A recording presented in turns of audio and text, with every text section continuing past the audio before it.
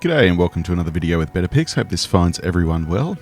Wanted to create a video today around using images as smart objects when migrating from Adobe Camera Raw into Photoshop. There's some real benefits to having your editing workflow work in this way, and we'll have a look at a few of those today. The main benefit that we're going to see is that it really adds to a complete non-destructive workflow with all of the flexibility of working with a raw file, but also having all of the flexibility of working with layers and other options within Photoshop. So let's get stuck into it. Alright, you can see here I have an image on the screen. It's an image that I photographed in Helsinki in Finland a few years ago. Beautiful day, ice in the water. It was very cold, as I'm sure you can imagine. It was coming up to the middle of winter, so it was definitely on the cool side. So you can see also with this image I've made some adjustments and I've done some edits, which if we just go back to the basic tab, we're obviously in Adobe Camera Raw at the moment. Added some contrast, highlights, vibrant saturation, made some white balance adjustments, and it's just basically the edits that I've made have been a color correcting process up until the point that we see the image here.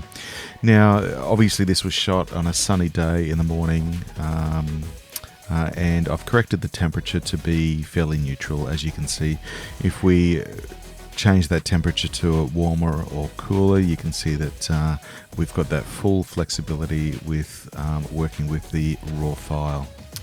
Now what we need to do is, as you can see down at the bottom of the screen, there's a little active link there that gives us a few options around working with files, and we just want to click on that. And what we have here is it's basically our Camera Raw preferences. Now down the very bottom one you can see there is a workflow, and we need to go to this one because you can see down the bottom at Photoshop it has open in Photoshop as a smart objects. Now by default that box is not ticked, and to be able to work with smart objects in Photoshop when taking the image or opening the image from Camera Raw, we need to tick that box. So you just need to tick that one there, click OK, and we'll be good to go.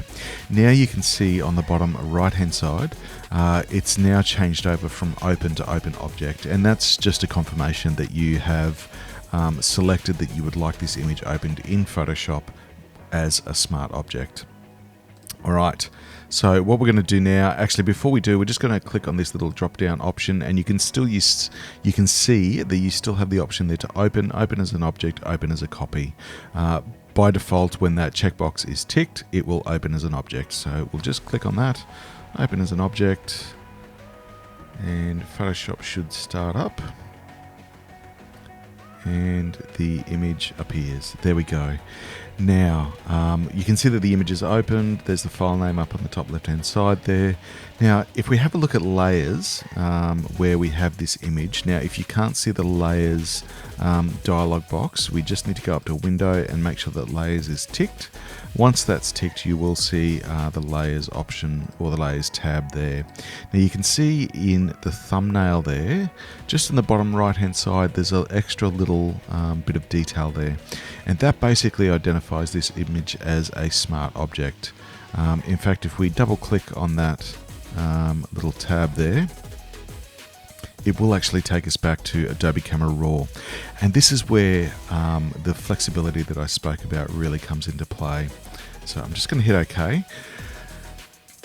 Alright, so what it means is we have the image currently in Adobe Photoshop, but say for example if I think to myself, well actually I want to make a white balance adjustment and or a color adjustment, and I want to do that with the power of RAW. I don't want to just do that in Photoshop.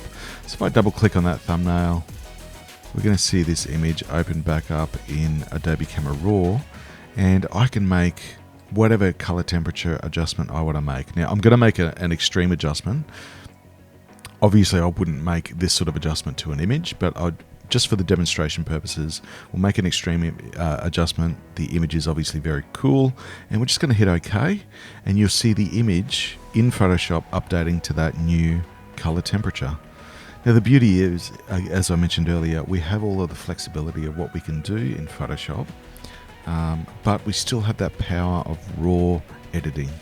Now, say for example, if I wanted to add some text, I'm just going to pop some text. I'm just going to put Finland up the top there. I'm going to increase the size of our text so that it's readable. Excellent. And I'm just going to change the color of that to white. There we go. All right. Might just make that a little bit bigger actually. Let's just really get it a big, obvious sign. Again, this is just for demonstration purposes. So we've added in that text. The text color is pure white, as you can see.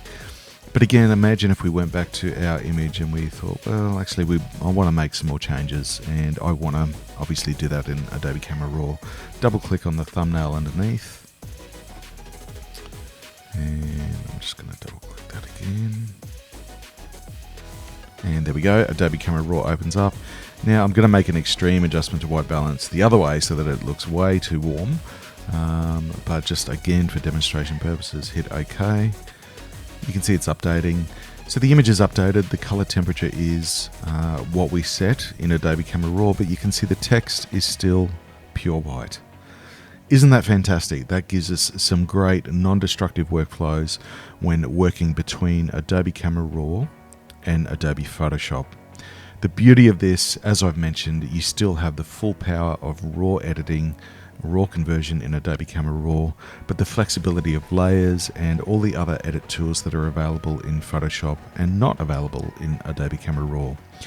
So this may be worth considering working with images as smart objects, just to give you that flexibility. Where this is really handy is if you want to start using images in a design, say for example for a book or a wedding album or a portrait album, whatever it may be. You have that flexibility to make adjustments to those images, which is a great thing. Hope you've enjoyed this video and it has helped your workflow to understand the benefits of working with smart objects when working between Adobe Camera Raw and Adobe Photoshop. As always, if you have any questions, please don't hesitate to pop them in the comments below. Look forward to helping you where I can, and look forward to seeing you next time. Thanks again and take care.